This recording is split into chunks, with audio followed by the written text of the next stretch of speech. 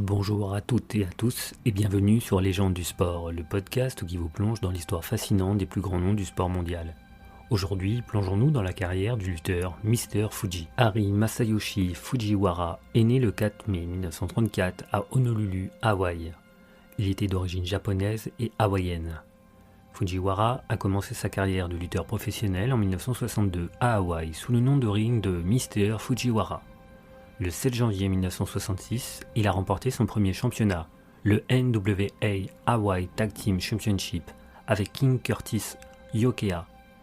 Il a ensuite abrégé son nom de ring en Mr. Fuji et a parcouru de nombreux territoires où il a remporté de nombreux titres. Fuji a fait ses débuts à la World Wide Wrestling Federation de Vince McMahon Sr. en 1972 en tant que heel. Il a formé une équipe avec professeur Toru Tanaka et le duo était géré par le Grand Wizard. Tanaka apportait sa force physique massive et Fuji ajoutait une psychologie de ring rusé, ce qui lui a valu le surnom de The Devious One. Fuji avait l'habitude de jeter du sel dans les yeux de ses adversaires, ce qui lui assurait des victoires. Le 27 juin 1972, ils ont battu Sonny King et TFJ Strongbow pour remporter leur premier World Tag Team Championship. Ils ont rapidement atteint le statut de vedette, défendant les titres contre le champion mondial poids lourd Pedro Morales et Bruno Sammartino à plusieurs reprises. Pendant cette rivalité, Fuji a eu la chance pour le titre de la WWF contre Morales le 22 août, mais a perdu par décompte extérieur. Ils ont régné pendant 11 mois, devenant ainsi les troisièmes champions du monde par équipe de la WWF les plus longs de l'histoire. Ils ont perdu le championnat contre Tony Garrera et Haystack Calhoun le 30 mai 1973. Ils ont continué à se battre contre Garrera et Calhoun pour les titres avant de les battre à nouveau le 11 septembre dans un match revanche pour remporter leur deuxième WWF World Tag Team Championship. Leur rivalité avec Garrera et son nouveau partenaire Dean Ho a continué. Le 14 novembre, Fuji et Tanaka ont perdu les titres contre Garrera et Ho. Après avoir échoué à récupérer le titre de Garrera et Ho, Fuji et Tanaka ont quitté la WWF en 1974. Après la WWF, Fuji s'est rendu à la Mid-Atlantic Championship Wrestling de 1974 à 1975. Il a retrouvé Tanaka et a fait ses débuts dans la Georgia Championship Wrestling, la GCW, en août 1975.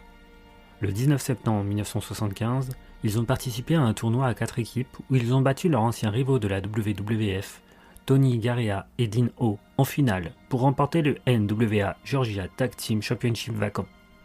Ils ont perdu le titre un mois plus tard contre Bob Backlund et Jerry Briscoe. Peu après cette défaite, ils ont quitté la GCW et ont parcouru d'autres territoires, remportant plusieurs titres. En 1976, Fuji est allé travailler seul pour Big Time Wrestling en Californie. Il a remporté le titre NWA San Francisco, United States, en battant Pat Patterson le 7 février à San Francisco. Il a conservé le titre jusqu'à son départ de ce territoire en février 1977. En 1976, il a également travaillé pour la World Class Championship Wrestling au Texas, tout en étant champion en Californie. Fuji et Tanaka sont retournés à la WWF en 1977 avec Freddie Blassie comme manager. Le 27 septembre 1977, ils ont battu Larry Zbyszko et leur ancien rival Tony Garrera en finale d'un tournoi par équipe pour remporter leur troisième World Tag Team Championship. Ils ont lutté dans de nombreux matchs par équipe à 6 et 8 pendant leur troisième règne. Ils ont perdu les ceintures contre Dino Bravo et Dominic DeNucci lors de l'épisode du 14 mars 1978 de Championship Wrestling. Peu après, ils ont de nouveau quitté la WWF. En 1979, Fuji et Tanaka ont continué à parcourir les territoires en remportant à nouveau des titres. Plus tard cette même année, ils ont cessé de faire équipe et ont commencé à lutter individuellement. Fuji a connu du succès en remportant plusieurs titres individuels dans de nombreuses promotions, y compris le World Wrestling Council, la NWA New Zealand et la Maple Leaf Wrestling. Fuji est retourné à la World Wrestling Federation, anciennement World Wide Wrestling Federation, en 1981. Il a formé une équipe avec Mr. Saito, géré par Captain Lou Albano. Ils ont commencé une rivalité avec les champions par équipe Tony Garrera et Rick Martel, qu'ils ont battus le 17 octobre 1981 pour remporter leur premier championnat par équipe. Ils ont ensuite affronté The Strong Boys, Chef J et Jules à l'automne 1981, culminant dans un match de championnat le 28 juin 1982 au Madison Square Garden, où les Strong Boys ont remporté le titre.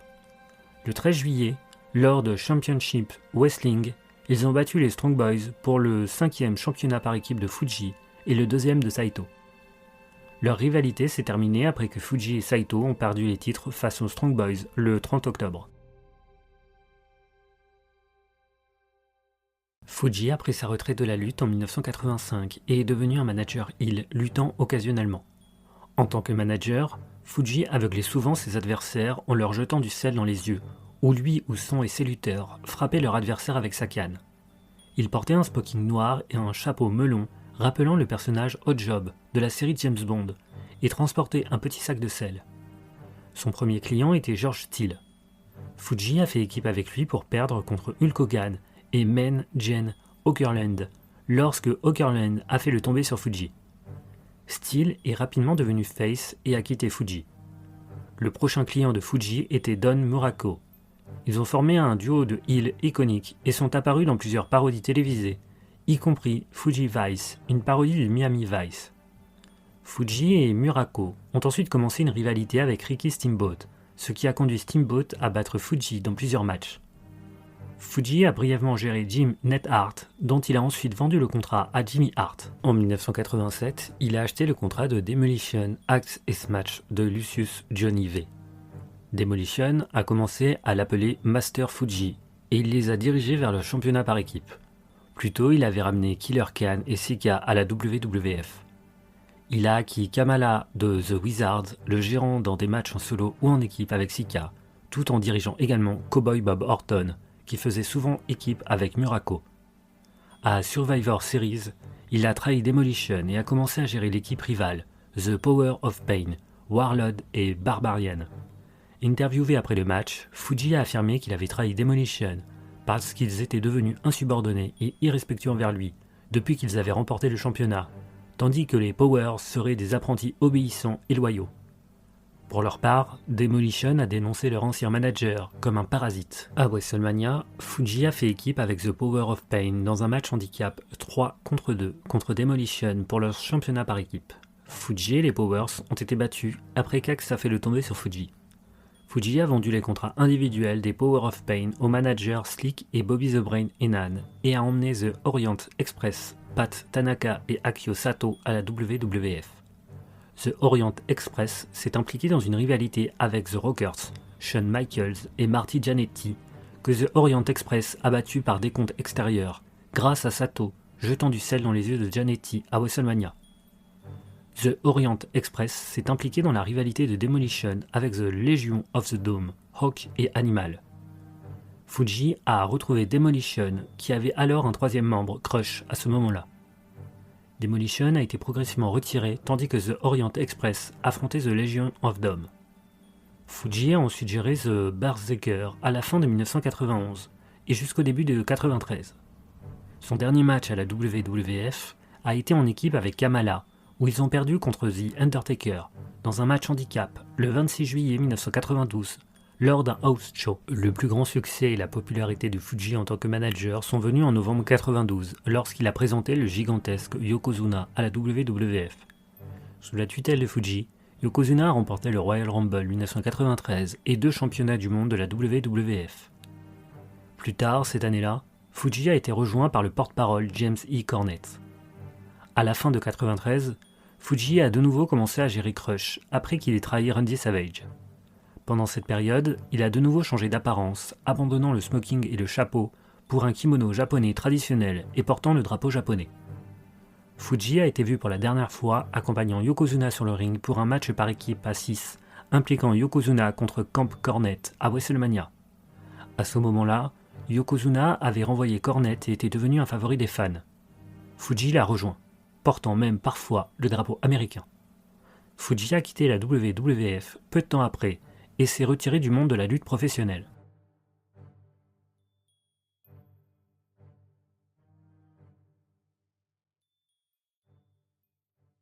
Après avoir quitté le monde de la lutte, Fujiwara s'est retiré dans la ville de Knoxville. En 1997, il a poursuivi avec succès les créateurs du jeu vidéo WCW-VS NWO World Tour, affirmant que le personnage Master Fuji était basé sur lui. Fujiwara dirigeait un dojo d'entraînement à Jefferson City et à Dunbridge jusqu'en 2001. Le 31 mars 2007, Fujiwara a été intronisé au WWE Hall of Fame par son ancien co-star de Fuji Vice, Don Muraco. Fujiwara est décédé de cause naturelle à l'âge de 82 ans le 28 août 2016 à Clarksville. Une autopsie a révélé que Fujiwara souffrait d'encéphalopathie traumatique chronique, l'ETC, un problème devenu courant dans le monde de la lutte professionnelle. Suite à un règlement de plusieurs milliards de dollars entre la NFL et d'anciens joueurs concernant des problèmes d'ETC, la fille de Fujiwara, Kelly Fujiwara Sloan, représentant la succession, a participé à une action collective contre la WWE, affirmant que la promotion n'avait pas protégé ses employés contre les traumatismes crâniens. Le groupe de Sloan était représenté par l'avocat Constantine Kairos dans ce litige. En 2018, la juge de district américaine Vanessa Lynn Bryant a rejeté le procès.